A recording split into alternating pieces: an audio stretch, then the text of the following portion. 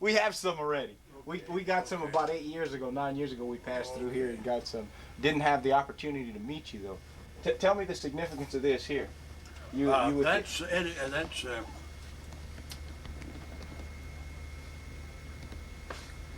oh, I have a photographic memory, but it never developed. Rudy Bozak. Rudy Bozak. He was one of our competitors a number of years ago, and I was invited to one of our dealerships in Dayton, Ohio, for an open house.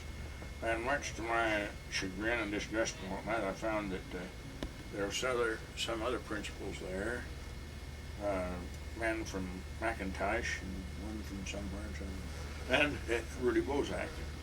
Well, Bozak and I were trading quips, dirty cracks at each other, and my host,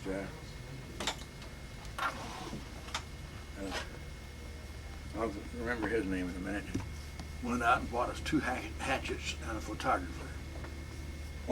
Y'all fixing to thrash one another, huh? And they were sharp. They were bloody sharp. We had to be very careful in our waving them around and not to hurt one another. Hurt ourselves.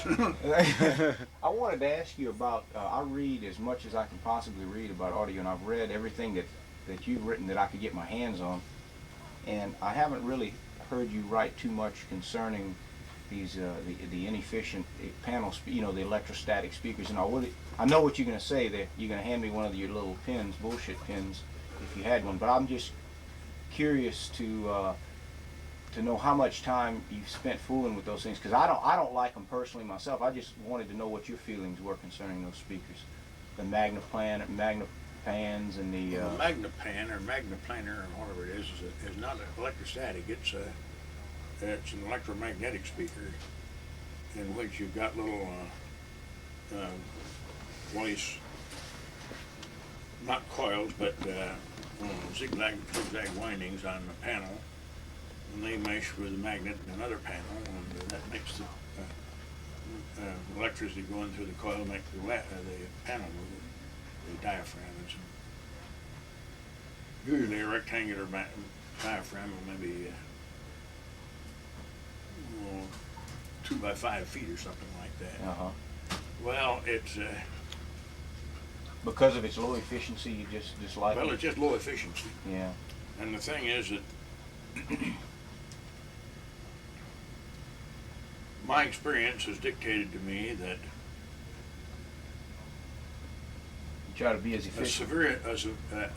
A significant form of distortion is inversely proportional to efficiency. Yeah. I've read that. I'm back home, I argue with these guys. I go in and listen to the speakers and places that handle the Klipsch speakers. I own a pair of Klipsch horns, but when I go into these things and I try to, I quiz these fellas, to see how sharp these salesmen are. And some of them are sharp, and they agree that the Klipsch horn is the best speaker out there. And there's other guys that go against it and say, well, because of the horn loading. It's 30 years old or 40 or 50 or something or other. Yeah, it's prehistoric, and it's no improvements in the last 60 years, right, 70 or 100. Right. They come out with all of this garbage, and then they talk up how good these panel speakers are, and these the low efficiency speakers. And guys have the I don't know what to call it, audacity, I guess, to say that by decreasing the efficiency, you gain sound quality. I don't understand that. Just exactly the opposite. They're way off, huh? One of my better papers. The ultimate LSH loudspeaker. Yeah, I bought this I called Jenny up at the front, and I ordered your audio papers. That's my favorite. That's the one I hand to him. That's a great one.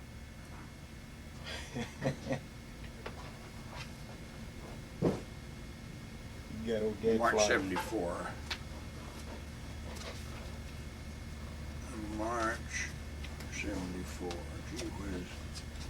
I had a delay. March.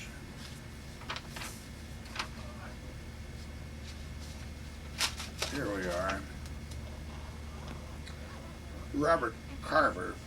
Now these This is all tongue-in-cheek, Uh-huh. but the references are all Legitimate, yeah.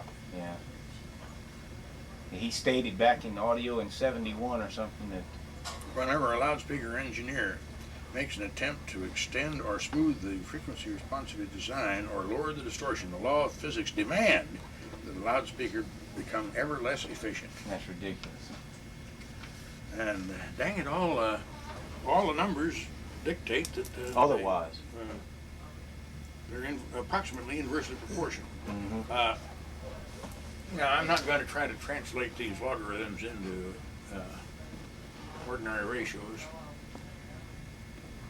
but I made a direct radiator in a box which could be attached to a horn. And without the horn, the